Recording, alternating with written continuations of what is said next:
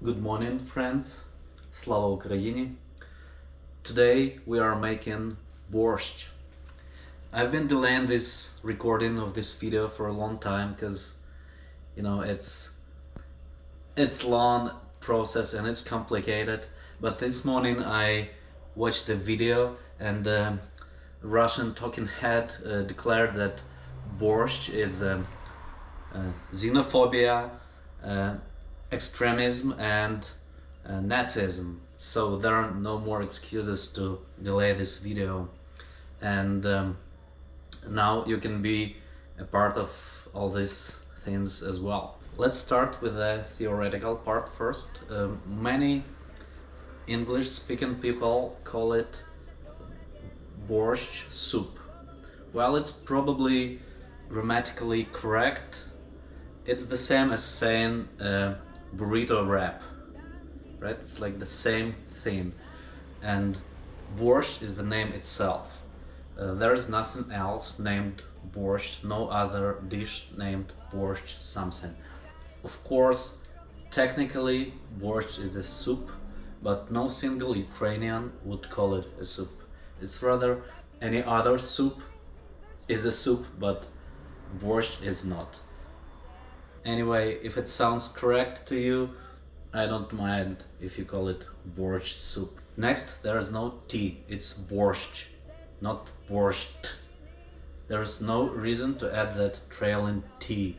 Maybe it's some kind of German pronunciation and everybody else repeats that, but you don't have to, it's just borscht. It's B-O-R-S-C-H. Take a look. Finally, and the most important, we don't say Ukrainian borscht or red borscht. Borscht itself already means that it's Ukrainian and it's red. That's an OG borscht. There are also many other types of borscht. It could be green, white, cold, sour, black, something else. And that's when you add an adjective to the name. Also, all the neighbors have their own versions of borscht, and that's when you add a country name to it. And all of the countries, they don't have any issues recognizing Ukrainian origins of borscht except one country, and you know its name.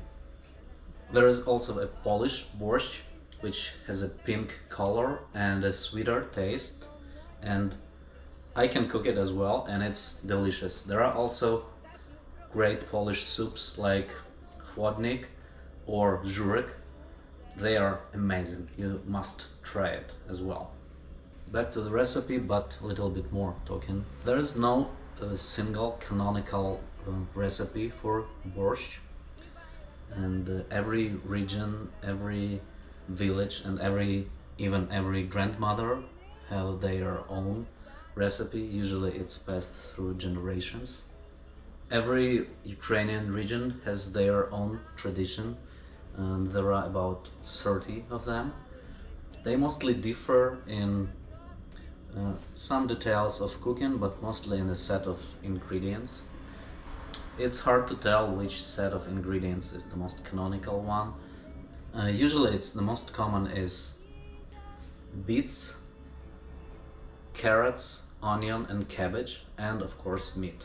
Today I will show you a pretty basic recipe for borscht with a common widespread set of ingredients.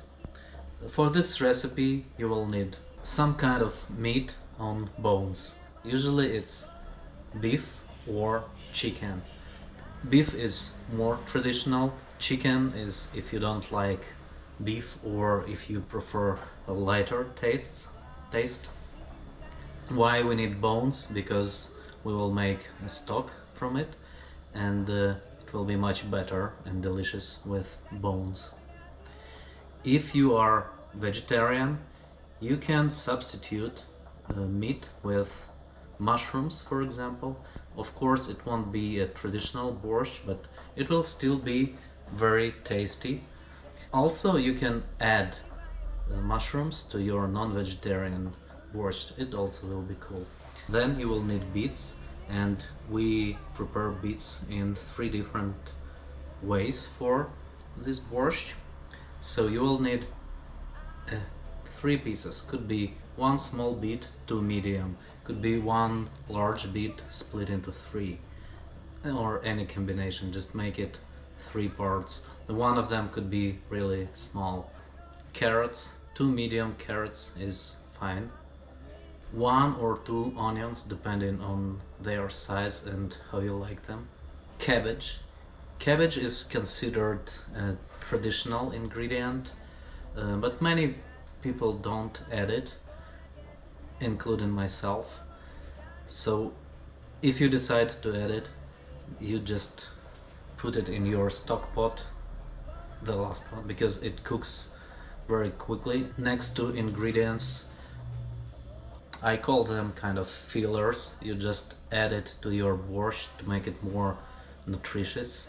Beans, like kidney beans or any other kind of beans. Just make sure that you soak them before you cook them for a few hours. And another popular option is potatoes.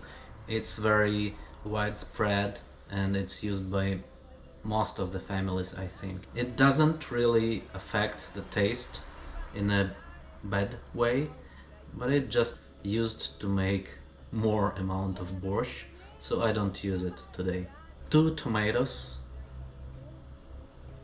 bell peppers, absolutely optional, a clove of garlic, 2 herbs, dill and parsley, that's for serving, salt, just regular, black pepper, we will need a few of peppercorns and freshly ground pepper, bay leaves, olive oil and butter, we'll need real Irish butter, unsalted, and finally sour cream for serving.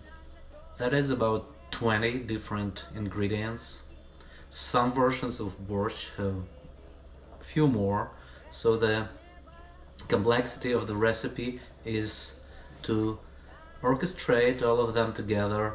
Do not overcook some of them, do not burn some of them, do not undercook, so they must play nicely together because all of them have different cooking time.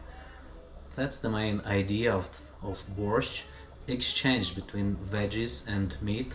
That what makes borscht so unique and so tasteful. Usually cooking time of borscht is about 4 hours but of course you don't have to stay at your stove all this time, because when making your stock it will take 40 minutes, maybe hour. When cooking your firm beets, it will also take a while, like 30-35 minutes. Potatoes 20 minutes, cabbage 20 minutes. So it all adds up, but you can arrange your time, and while the stock is preparing you can slice your veggies. Once you get more experience, you will know how you can optimize your time. Let's start. First, let's make the stock, and we are making it by ourselves, and I ask you, do not buy any factory made stock or whatever, broth or bouillon or consommé. It will make a huge difference if you use your fresh meat and make this stock by yourself. Don't use pre-cut veggies. It's very convenient, right? You can save a lot of time, but if you use fresh vegetables and you cut it by yourself on your table, it will taste so much better. Don't use marinated veggies or any other pre-processed veggies. At first, boil a large stock pot of water. Set it to high heat. While waiting for it to start boiling, you take a small beet or a small piece of beet, peel it, put it into a boiling water. Set the timer to 35 minutes and let it cook on low heat. After it's done, put the beet aside and keep the broth. Blanch 2 tomatoes. Make cross cuts on top and bottom of each and then cover it with boiling water. Then it will be easier to peel off the skin, just warning, it's very hot. Blend cooked beet and tomatoes in a blender. Add meat to your beet broth and cook it for 40 minutes to make a thick, rich stock. Julienne cut another beet, and after the water is boiling, add your sliced beet to the pot. After the stock is ready, fetch all the pieces of the meat and put them aside to cool down. Our stock is ready and hot, and now let's make our sauté. That's not a real name for this part, but it's called zasmażka or zażarka, which means basically over frying your veggies. Finally, dice the onion. Grate the beet on a coarse grater. Grate the carrots on a same grater. Add a swirl of olive oil to a hot pan and sauté your onion until golden. Add carrots and a spoon of stock and let it braise for a bit. Then add grated beet and butter. Mix with the blended tomatoes and let it braise more. Add freshly ground pepper and stir. Finally, after few hours, we have our stock ready and our sauté, zasmażka, ready.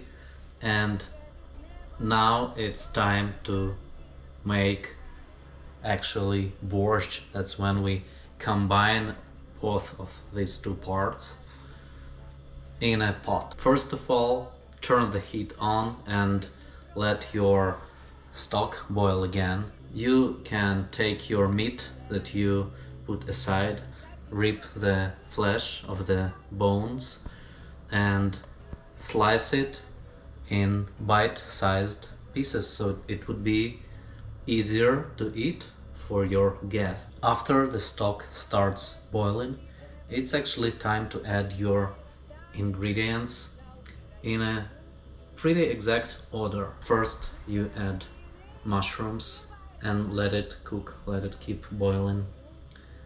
Then you add peeled and diced potatoes and let it cook for 20 minutes. I don't have potatoes, so I don't show it to you today. After that, you add cabbage, chopped, and another 20 minutes. If you use bell peppers, chop them and add bell peppers for another 10 minutes. Now your raw ingredients are cooked, and now it's time to add your already prepared parts. Your sauté is waiting in a frying pan, so you can now just add it to your pot and reduce the heat and let it slowly cook. Now you can add your meat, a few peppercorns, bay leaves, not too many, 1 or 2. 1 minute before you are ready to turn the heat off, put 1 clove of garlic. This way it will not overcook. After that, close the lid and let your borscht rest for a while, as long as you have your patience. The borscht only becomes better with time, so even on the second day, on the third day, it will be better than today. I'm not asking you to wait 3 days, you can try it the same day, but just let it rest maybe for 30 minutes, maybe an hour. If you try your borscht immediately, it will not taste the way it is supposed to be. Finally, it's time to taste what we have done. Cannot wait for it. So one final piece is sour cream and herbs. We will use it for serving, but let's take a look. Oh my god, it smells so good. That the smell of my childhood, my hometown in Ukraine. That's like a drug. I feel like I'm an addict. I cannot wait. Let me show it to you. So here it is. It's nice red color. I don't want these stems, so I'll just get the leaves. It will look nicer.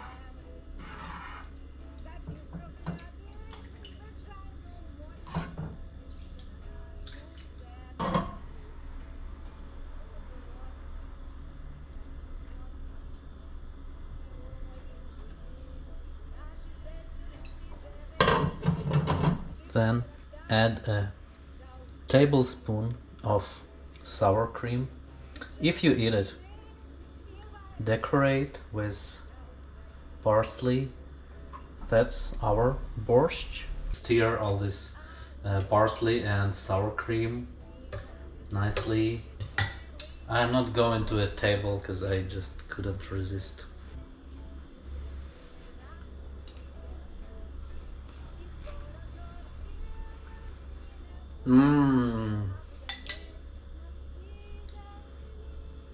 It's good. It's so good. So good. It's perfect. So balanced. So good. Thank you for watching, my friends. I hope that you will be brave enough to try to make your first borscht at home. And of course, if you have any questions or if you need an advice, feel free to reach out to me. And thank you. Слава Україні!